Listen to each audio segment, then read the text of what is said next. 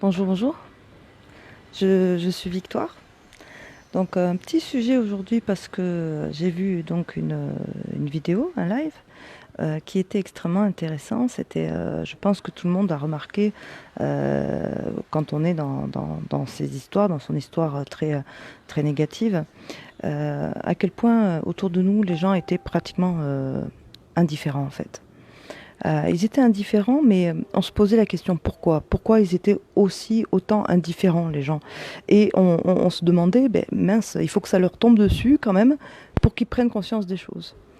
Et en fin de compte, je vous expliquer un tout petit truc. Hein. C'est par rapport donc à un petit peu l'histoire française, mais surtout l'histoire de la mentalité, en fait.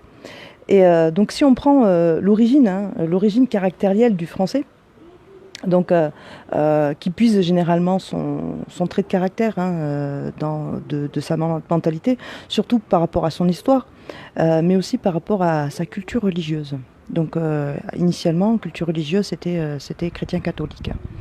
Donc le français, en puisant donc, dans cette culture religieuse français catholique, bon, c'est toutes les cultures, hein, tous les peuples ont un petit peu leur trait de caractère. Et le trait de caractère du français, ben, c'était la bravoure. Le français est brave. Le français est brave, donc le brave qui signifie aussi le travail, mais le travail par la discipline, organisé au regard d'une autorité.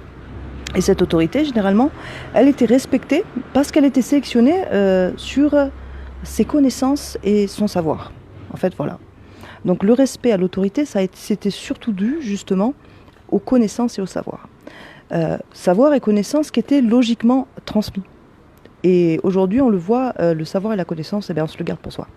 Donc celui qui a ses connaissances, celui qui a son savoir, celui qui a son petit diplôme et toute la clique, il ne transmet plus. Il ne transmet plus, il le garde pour soi. Alors, cette autorité, donc, était très respectée par rapport au savoir et à leur connaissance, mais aussi au niveau de la chrétienté, cette chrétienté catholique qui appelait aussi à l'humilité. Donc, le bras français était discipliné, organisé et respectait l'autorité. Et dans cette humilité, celui qui ne respectait pas l'autorité, forcément, ah ben, c'était de la rébellion. Et la rébellion était très mal perçue. Et donc, du coup, l'autorité impliquait automatiquement une obéissance. Mais c'était plutôt une obéissance pas malsaine du tout à ce moment-là. C'était plutôt une obéissance saine, parce que justement, il y avait le savoir et la connaissance qui primaient par-dessus. Et donc, aujourd'hui, petit à petit, je vais, en gros, hein, je vais plutôt commencer à parler donc de par l'histoire française, l'histoire donc vraiment française au niveau de 1789, et jusqu'à pratiquement la Première Guerre mondiale et l'époque tertiaire, des usines et toute la clique et de l'exode rural. Jusqu'à pratiquement tout ça, toute cette époque, on percevait vraiment l'autorité comme étant supérieure parce qu'elle avait connaissance, parce qu'elle avait le savoir. Donc on lui attribuait cette autorité dans cette raison-là. Et jusqu'à donc cette époque tertiaire de l'industrialisation et toute la clique, jusqu'à que ce pouvoir soit renversé un petit peu par l'argent, en fait, par la notion d'argent. Donc ça s'est rentré petit à petit, donc cette notion d'argent, mais il y a eu un gros décalage justement entre la question donc de l'obéissance saine et jusqu'à qu'on arrive à une obéissance malsaine. Donc cette obéissance malsaine, elle est plutôt issue de ces gens, hein, de beaucoup d'argent en fait, petit à petit. Ça a été un petit peu les premiers abus de pouvoir. Les premiers abus de pouvoir, les gens qui voulaient, donc généralement le peuple lui-même n'avait pas à ce moment-là un grand besoin d'argent parce qu'il ne connaissait pas réellement tout ce que l'argent pouvait apporter par rapport aux gens qui étaient un peu plus aisés. Donc généralement c'était les patronats, c'était tout ça. Et à l'époque, alors je ne sais pas si les personnes un peu plus âgées, de mon âge à peu près, ont connu vraiment leurs grands-parents.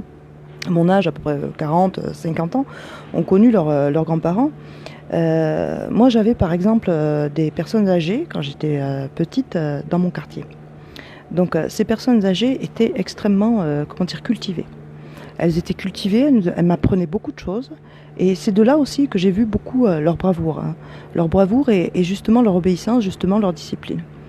Euh, donc, jusque pratiquement dans les années 70-80, c'était ça. On nous enseignait à l'école que le respect allait de pair avec les connaissances et le savoir.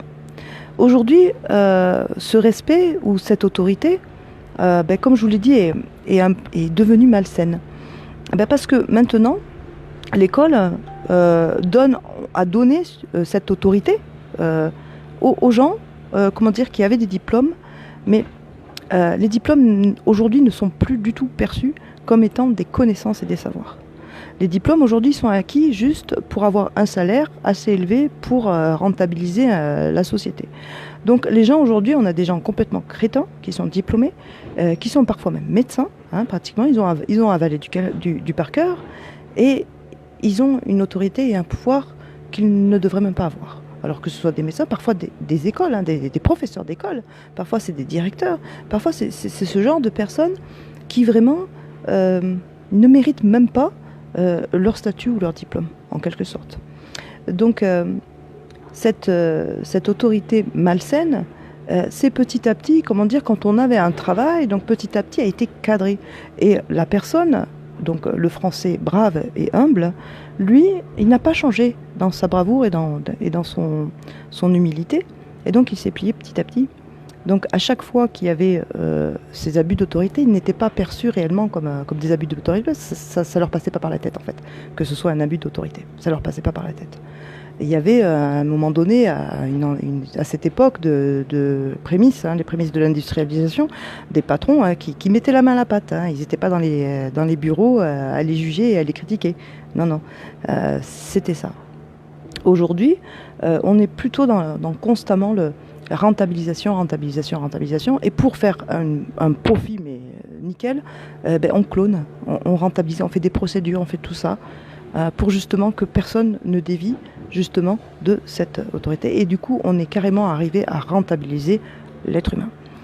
Et pour le cadrer, justement, il y avait ces sanctions qui étaient là. Donc aujourd'hui, on sanctionne de par le salaire, on sanctionne de par les brimades. Alors ça a commencé comme ça, petit à petit les brimades, recadrement et tout ça. Et cette autorité malsaine, justement, on s'y est plié. Et quand on avait le malheur quand on était employé, tout simplement, et même aujourd'hui, vous avez un petit peu le malheur d'aller défendre votre collègue ou quelque chose comme ça, devant le cadre ou quelque chose comme ça, si vous n'êtes pas plusieurs, on vous met dedans. On vous met dedans avec... donc cet abus de pouvoir ici, il s'est mélangé avec, avec l'insuffisance justement de ces personnes qui sont diplômées, de ces personnes qui dirigent, par exemple des cadres. Alors ça, vous n'allez pas me dire qu'on... On voit des cadres, par exemple, qui ont à peine 25 ans et qui vont aller faire la leçon à des ouvriers qualifiés qui en ont 40 et ça fait 15 ans, ça fait depuis l'âge de 15 ans qu'ils sont rentrés en apprentissage dans l'usine, par exemple. Et on a ces petits cadres, ils n'ont même pas 25 ans, ils sont sortis de l'école. Ils n'ont pratiquement pas mis la main à la pâte, mais ils veulent apprendre à un type qui a plus de 30 ans de boîte, par exemple. Donc... c'est marrant. Et donc les frustrations, elles ont commencé. Les frustrations, elles ont vraiment, vraiment augmenté. Et cette frustration a toujours été ravalée. Toujours. Parce qu'il y avait aussi cette peur donc, de l'autorité. La peur de l'autorité qui était saine à l'époque, parce qu'on avait peur d'affronter, on avait peur, à cause de cette humilité justement, on avait peur de contredire ou de paraître un petit peu idiot par rapport à celui qui détenait l'autorité. Donc celui qui détenait l'autorité, c'était aussi celui qui avait le savoir et les connaissances. Vous voyez ?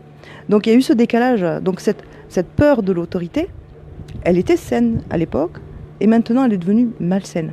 Elle est devenue malsaine parce que on ne l'aperçoit plus, on l'aperçoit maintenant comme étant tyrannique, comme étant porteur de préjudice à nous. Donc pour ne pas recevoir des préjudices, on va plutôt se taire devant l'autorité.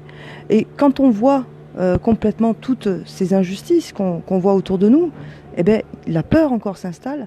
Mais là, c'est une autre peur, c'est que ces injustices, elles nous viennent à nous. Donc, on ne va pas se mêler de l'histoire de l'autre parce que justement, on a assez de nos injustices, on a assez de notre peur de l'autorité. Et si jamais on se mêlait de l'histoire de l'autre, l'autorité, elle nous retomberait dessus. Voilà. Donc, on a vraiment cette indifférence qui s'est installée, mais petit à petit. petit à petit, parce qu'il y avait, il y avait cette incompréhension déjà, ce décalage entre l'autorité saine et l'autorité malsaine, et tout, la guerre aussi.